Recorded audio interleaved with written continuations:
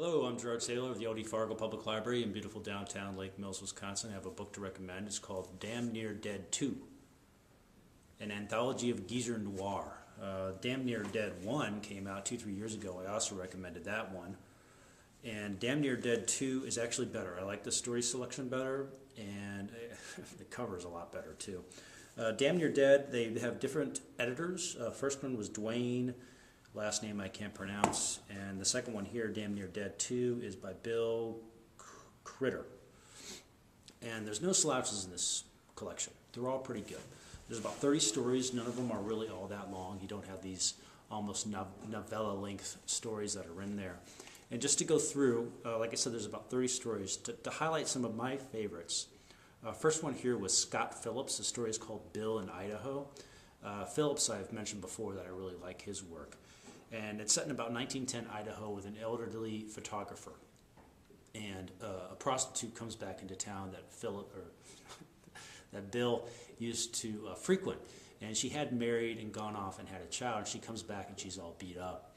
And so the photographer's wondering what happened to this woman's daughter and the husband. He goes off to find out. And one of the reasons I like this story is it's out in the West. Things are still rural and dangerous, and there's this pragmatic view of life that people die and bad things happen, and you kind of just keep moving on with it. Tom Piccirilli, I've also recommended before. His story is called Zypho, the Tentacle Brain Sucker from Outer Space versus the Mob. This is a fun one. It's about a retired English teacher from Brooklyn who moves out to Los Angeles to be a screenwriter, and he gets his crappy little apartment in Los Angeles. He gets a lousy agent, and he ends up scribing a C-grade science fiction movie for a rich kid.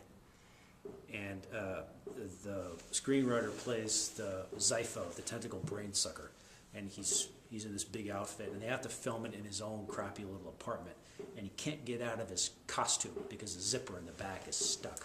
At the same time that some mob guys are coming to shake down the crew for money. After that, James Reasoner. James Reasoner is one of those guys. He writes all sorts of different books, and he does them all really well. His story is called Warning Shot in Depression-era Texas. It's an elderly night watchman at a furniture store who, when trying to fire a warning shot at a burglar, ends up shooting the guy in the head. Kills him.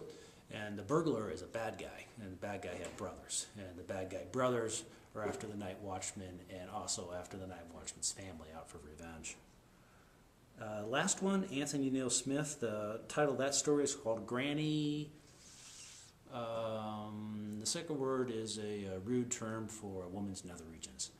And this one, I think I may like this one the best because the protagonist in that one is an elderly guy who used to be a pimp in South Dakota and Minnesota. And he's suffering from Alzheimer's. It's pretty much all told from his point of view.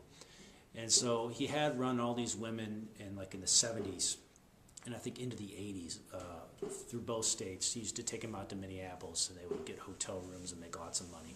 Then he married one of his prostitutes and got out of the business.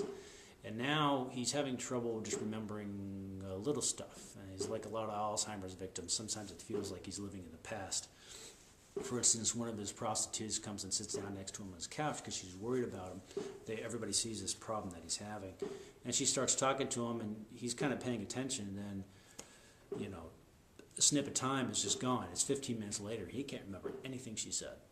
And his wife has been dead for several years, but he confuses the live-in help, the maid that's living in his house, to help him out with his dead wife. And the prostitutes, he gets all confused. He can't get their names straight.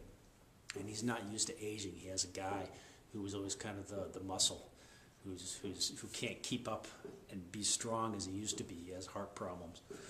You might actually remember Smith because he was not kind enough to do an interview with me about 3 years ago. That's what he looks like. But these are all good stories. Like I said, no slouches. Damn Near Dead 2, edited by, that's Bill Crider. Okay, yeah. I'm Gerard Saylor of the O.D. Fargo Public Library in beautiful downtown Lake Mills, Wisconsin, and that's what's to read.